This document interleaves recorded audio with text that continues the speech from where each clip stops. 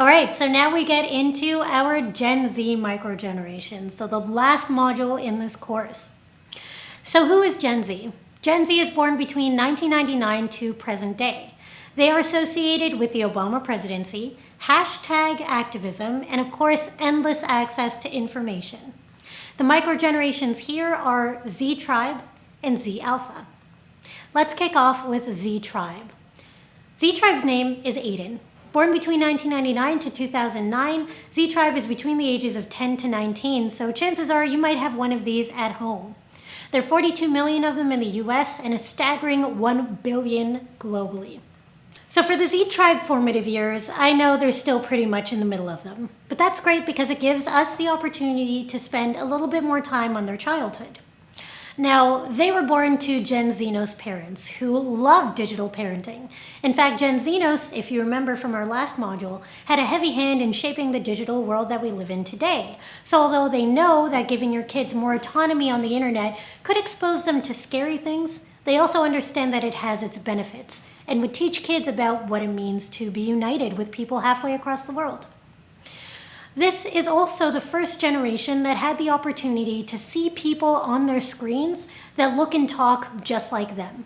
YouTube and influencers gave this generation a new form of celebrity that felt a lot more accessible and more representative of who they actually are.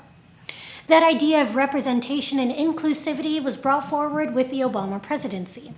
However, at the same time, that social media also let this generation see the bad things happening in the world in real time in a really raw way. All of this makes for a childhood that's themed by a sense of true autonomy. Now then we move into their adolescence, which is essentially where they are today. And unfortunately, a lot of bad things have been happening in the world and a lot of divisive things as well, like the Trump presidency. But what this generation has learned is that no matter what people believe in, they will join together and voice those opinions, teaching them very valuable lessons about unity. Now, what does that mean for who they'll grow up to be? Well, being an optimist myself, I think that this means this generation will be more capable than generations past because they understand that they can form their own opinions. They understand what it means to unite. And so I think that they'll be very critical thinkers. As for the perfect song for this generation, well, if you didn't know that Trend Hunter's HQ is in Toronto, now you do, because I think it should be a Drake song. Now you may be wondering why I haven't mentioned that Gen Z are digital natives, which is what we hear time and time again when we look into research about this generation. Well, the reason for that is that each of the microgenerations was designed to be from the perspective of its members, not from the outside looking in. And the fact of the matter is that Gen Z just doesn't think of themselves as digital natives. They don't think about digital living at all. Because 40% of them have had a social media account since they were 11 years old, and 82% of them don't see a separation between their online and offline identities. In fact, 57% of teens have met a new friend online. Now, I love this statistic because I think if you saw that statistic 5 years ago, it may have scared you. But today we've come to accept that this is just the way things are. And in fact, meeting friends online has a lot of positive influences as well, because it enables kids to be able to meet people they otherwise would never have interacted with, people from all different walks of life. This is the thinking behind a term called omniculturalism, which is about the idea that surface commonalities are no longer what signifies to young people that they can have a connection to another person. Now it's all about matched principles. This is why 64% of teens today have friends of a different religion. A third of Gen Z feels that gender does not define a person. And in fact, 1 in 10 teens in Europe identify as bisexual. This is a very open-minded generation who has a very pluralist way of thinking, which is that what's good for the group is more important than what's good for the individual.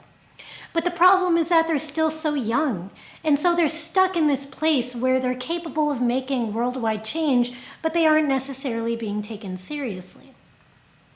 This is why members of Z Tribe, despite being pluralist and omniculturalist and highly political, are still mainly relying on self-expression as opposed to just full vocalization to form their opinions and share who they are. Now, to the point of self-expression, as I said earlier, about 80% of this generation feels that who they are online is essentially who they are offline as well. The good news is that about a quarter of them are making money off of being online. Now, it's not just about influencer marketing as we know it from the past. Today, it's about something called fan-funded influencer, which is an insight on Trend Hunter that has over 30 examples of different ways that new wave influencers are making money not off of brand partnerships, but their fans. A really great and fairly well-known example of fan-funded influencer is Patreon. Patreon essentially gives people the opportunity to grant patronage to influencers that they like. Now, all that means is for a small fee, you can support the content creation of a YouTuber or an Instagram influencer who you want to see more of. Now, another interesting note, 58% of Z Tribe actually prefers to spend their money on products versus experiences. Now, this is in direct opposition to what we hear time and time again about the youth generations. As well, 67% of them prefer to shop in stores. So no, they are not millennial light. In a lot of ways, they're the opposite. Now, why does this generation prefer to shop in stores?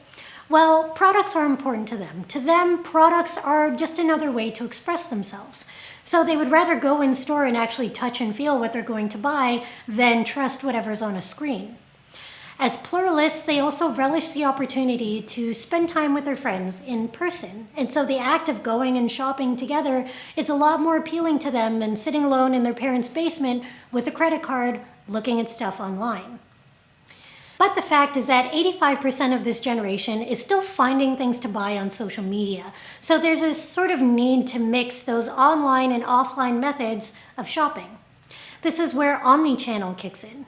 Youthful Omnichannel is another insight on Trend Hunter that looks specifically at new ways to shop that combine physical and digital in a way specifically targeted to teens. Z Tribe is pluralist, omniculturalist, and looking for ways to express themselves, whether through digital means or through the products that they buy. So now we get to our youngest microgeneration, Z Alpha, aka Ava, born between 2010 to now. Obviously, this person is between infancy to about 10 years old. There are 40 million in the US, and our youngest microgeneration is our largest at 1.5 billion globally. That's quite a bit. Now, for their formative years, obviously, they have not happened yet at all. So we don't know much about Z Alpha as yet. But one thing that we do know is that the average age for first-time parenthood across the world is about 30 to 31, which is the pro-millennial. Now, if you watched our last module, then you remember who the pro-millennial is. They are resourceful, they're determined, and they're competitive. So let's look at what that means for their approach to parenting. Now, being resourceful turns into realistic parenting. Being determined turns into a more encouraging sense of parenting. And being competitive turns into an image consciousness that's very key to their approach.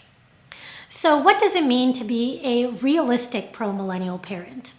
Well, pro-millennials are fans of what we call resilience parenting, which is almost the exact opposite of helicopter parenting. Basically, it's the idea of exposing kids to challenges to promote holistic growth. Obviously not putting your kids in harm's way, but the idea of letting them choose what they eat first on their plate, letting them choose what they get to wear to preschool that day. Now we look at what it means to be an encouraging parent. Well, it turns out that 60% of pro-millennial parents say that their child's career success is already a top concern. But it's not just about success and an IQ, it's also about EQ, open-mindedness, empathy, and a sense of questioning and critical thinking are the top 3 personality traits that millennial parents want to see in their kids. Now, as for being image conscious, well, this is where that millennial stereotype kicks in. 46% of millennial parents posted a picture of their kid online before they were a full day old. I know, it's quite a bit. But 60% of millennial parents also want their kids to be self-expressive, so that early exposure to social media is also tied to the idea of knowing themselves and securing their identity. Now, the debate is still up as to whether or not it's a good thing or a bad thing to give kids screen time, but the fact of the matter is that the average time kids are spending on screens is now at about 2.5 hours a day. But whether you agree or not, turns out that parents who do allow screen time for their kids say that it actually helps them learn in new and unconventional ways. So let's take stock of who Z Alpha is today. If they are the product of resilience parenting, they are using technology that's all around them, so they'll be super digitally savvy, they're learning in new and unconventional ways and living in a more globalized society, then I think that sets them up to be limitless kids. Autonomous Education, an insight on Trend Hunter that has about 70,000 clicks, shows that toy companies are also looking to make this happen by releasing different toys that are designed to teach kids new skills that in some cases are already what we see as employable skills. So that wraps up our module on Gen Z and our Microgenerations course. A couple of key takeaways. Z Tribe, so the teenagers of Gen Z, are not who we think they are. They are not millennial light. They are omniculturalists, they are pluralist, and overall, they actually like going and buying things in person. As for Z Alpha, the babies of the group, they will be the product of millennial parents who value both EQ and IQ. Now for our workshop questions. What are you doing to prepare for Z Tribe entering into the workforce? And how could you better assist Z Alpha in reaching their full potential? So thanks for joining us for our course on microgenerations. Feel free to explore the additional resources below and see you next time.